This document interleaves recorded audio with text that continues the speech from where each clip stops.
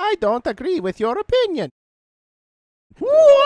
Hey there YouTube, welcome to JT Picks, and today I'm going to be talking about 1K Phew's third solo studio album, As I Am. Honestly, I feel very mixed over this album. There's a part of me that absolutely loves it, and there's a part of me that's like, this is not that great of an album. So what I think I'm gonna do is I'm just gonna go over the part of my mind that's like, yo, this is actually a pretty good album, and then the part of my mind that's like, yeah, this thing sucks. So here we go. First off, I think that this album has a lot of underwhelming moments in it. I can't quite put my finger on what was lacking. I know something was because when I was listening to Toxic Temptation, Grateful, Saved Me, Safe, something in me was like, they're not bad, but they're not good either. They're just like, meh, they're passable. There was something missing in each of them. And most of the time, I wanted to either skip the song or get it over with. After quite a few listens, though, I started appreciating the album more and more. I think that, like, my favorite song right now is Speed Racer. That song is a bop. The chorus is, like, in my head, rent-free 24/7. It's a fun, upbeat song. It's really good. Once I start thinking about how decent Speed Racer is, then I start thinking about the rest of the album. The Offering was the best of all three pre-singles, and on the album, it still is pretty close to one of the better songs of the project. Back and forth when I heard it, there is something special in that song. It all really comes down to the way that the song builds up to the hook, because that's what the song's all about. That I ain't going back and forth with you. And then it changes to hate going back and forth with you. I think it was very clever, and on first listen, I liked that song. I thought that was the best song of the album. I didn't think Speed Racer was good, but on the third, fourth, fifth listen, I realized Speed Racer is good. There's more good to this album than I am initially letting on. I think that other songs that were okay were songs like As I Am, which had a nice beat to it. Jonathan McReynolds does a great job on the chorus as always. My problem with it though is that Phew's verse blend into the song, and there's not really that much memorable about it. Here's an example of that. When you listen to a KB song, normally something is ingrained in your mind. After finishing listening to King Jesus, the first thing in my mind is that cool KB bar. I can't rap it, so just here. Yeah, K did a second, that's rapper, that's reverend. They started with Jesus, but I never left it. That bar stays in my mind when listening to King Jesus Part 2. The thing that stays in my mind is this bar. You giving praise to the universe look at you like chill. You giving praise to the universe ain't got no will. You giving praise to the universe giving praise to him. When listening to most KB songs, something remains in my head, and I know I was using newer KB songs to illustrate that point, but you can do that with most KB songs. The point being that with As I Am, you can't really. With Baptize, you can't really. And I'm not talking about the hooks in this case, because the hooks you can. Baptized Ty Tibberet, he did a good job. I can remember his hook. It's pretty catchy and good. And his part, like, it's kind of fire. Same with As I Am. It's more emotional and toned down, but it's still memorable. 1K Phew's verses end up becoming kind of dull after those hooks. There's nothing in there to really make me go, wow. That song was great, not only because of the hooks, but because of the verses. A good song will make you appreciate the entire thing all the way around. It won't just make you appreciate the hook, it'll make you appreciate the hook and the verse. That's something that, like, Lecrae does. For example, Blessings. I love the hook of the song, but Lecrae kills his verses. And Phew has done this before. Moonwalk, How We Comin', and Fettuccine are some examples of that. I was just listening to Fettuccine the other day, and after listening to it, I was like, wow, while the hook is pretty catchy, there's like this section about Hollywood, like, you saying I'm going to Hollywood, but you ain't never been to Hollywood. Like, that bar stuck inside my head after listening to the song. And that just backs up my point that Phew's verses in quite a few of these songs kind of end up blending in and not really doing anything. Even Back Forth, which is a significantly better song than most of the stuff on this album, suffers from this. I really can only vouch for the hook and maybe the intro, so Granted, the intro is a little bit memorable, but I don't know. I feel like that one part is repeated, so that might not be a verse. If something's repeated in a song twice, 3 times, it's either a chorus or aka a hook, a pre-chorus, a bridge, something like that. And bridges are sometimes repeated. Not always, but sometimes. On top of those complaints for songs like As I Am and Baptized, we got songs that I mentioned before that are missing something because they have like a decent beat, like Toxic Temptation. I actually kind of like the beat to that. I like how it's chill and yet it has this kick in it. I like Grateful. I think the hook is well done. Honestly, although Safe isn't that great to me, I think that the feature does a pretty good job on the verse, and Phew himself actually does a decent job on the pre-chorus. And even Save Me has some good moments to it. Throughout this album, there aren't songs that give you like nothing irredeemable about it, if you know what I mean. Like on some songs, on some projects, you'll have a song that just there's absolutely nothing that's redeemable about this.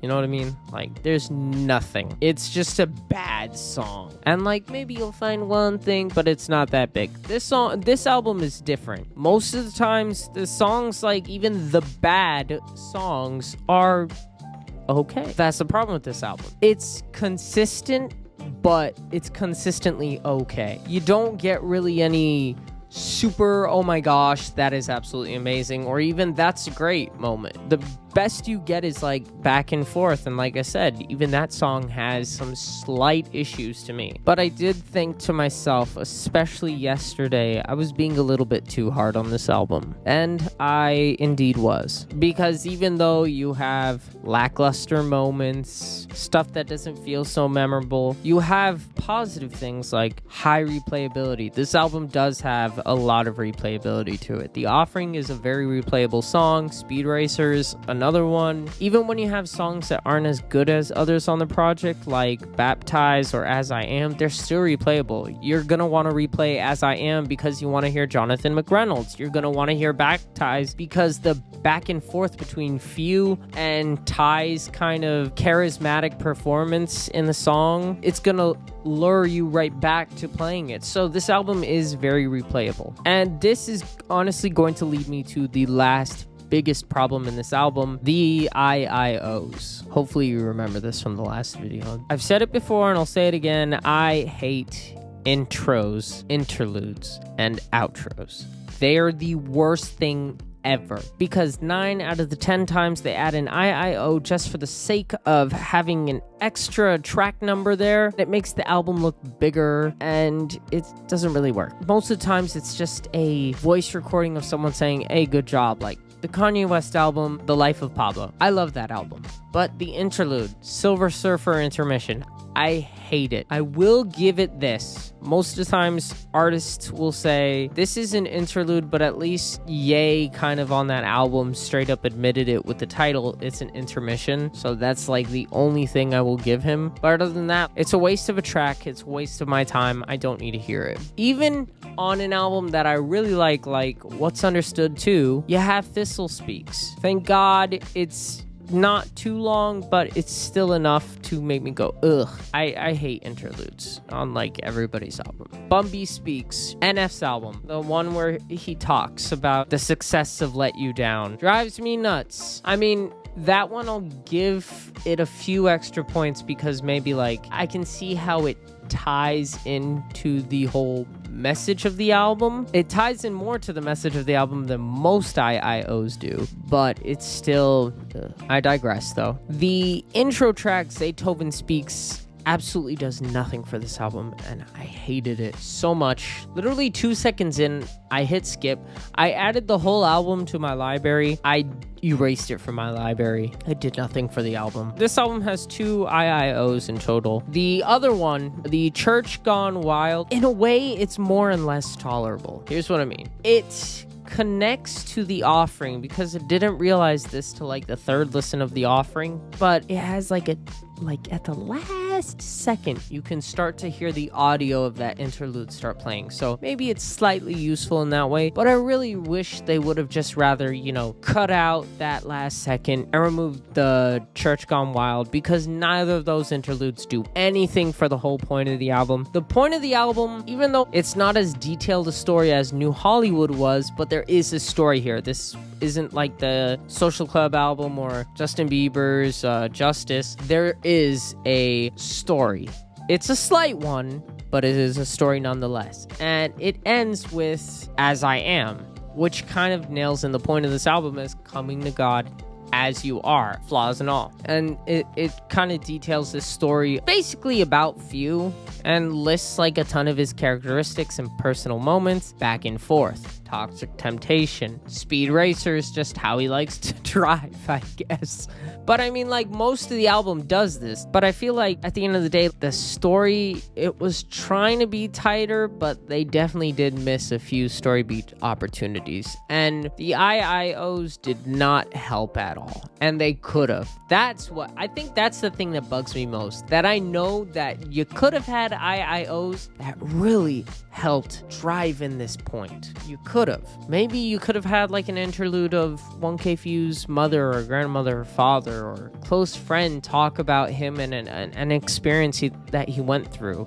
You could say that about the Zaytoven Speaks one, but I look at what Zaytoven said, and all it basically said was that he came to church to perform. That doesn't say too much. I need something a little more personal than that to even say that this interlude was somewhat worth it. I got a thing against interludes. This isn't against Phew. 1K, if you're watching this, I love you. Okay. More opportunities for storytelling that were missed was like the 2 tracks, Saved Me and Safe. I see what they did with the titles there. You notice? Saved me, ED, like past tense, like it was an action that was done. He saved me, thus I am safe. So like that's clever. I like that. But then, like, connect the songs a little more. I feel like the titles are connected, but the songs aren't connected at all.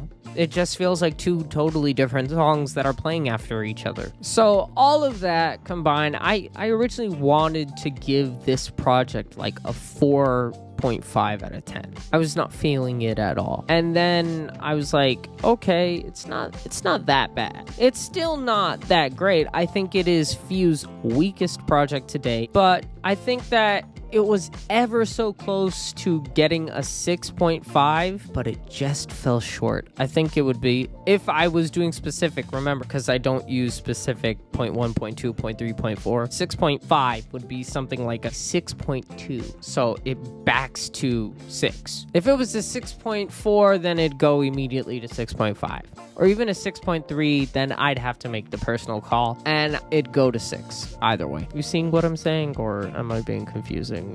Sometimes things make sense in my head, and then when I say them out loud, they make no sense at all. So it's a straight up 6. It is an okay project. There's nothing too special about it. I think its greatest strength is that it is a very replayable project. It's more overall replayable than even, Lord forgive me for saying this, New Hollywood, which is kind of shocking. New Hollywood, like, definitely replayable, but I can see myself listening to songs like Speed Racer, Baptize, and As I Am, and The Offering, and I can see myself listening to those a lot. Whereas with New Hollywood, it'll just mainly be 285, Hollywood, Sober, and MySpace. So it'll be like different percentages of how much I play them. Like I would say that those 4 songs from New Hollywood, I'd play them pretty often, but I would play a greater percentage of songs off of As I Am. Thank you for watching. If you disagree, go ahead. I'm still going to be making videos even if you do. So, and who knows, maybe one day I will change my opinion. I do that. Not major change. Like I would never say, hey, this album is suddenly a 10. Probably I'd go like, this album is now a 6.5. A crazy change for me would be like, this album is a 7. That'd be a crazy change. 6.5 or even going down 0.5 wouldn't be a crazy change. As long as I stay in that general area of what the score was once in. Please remember to like, comment, subscribe, and remember there's only 2 things I know. I know that Jesus is king and that JT, moi, knows best. See you guys on the next video.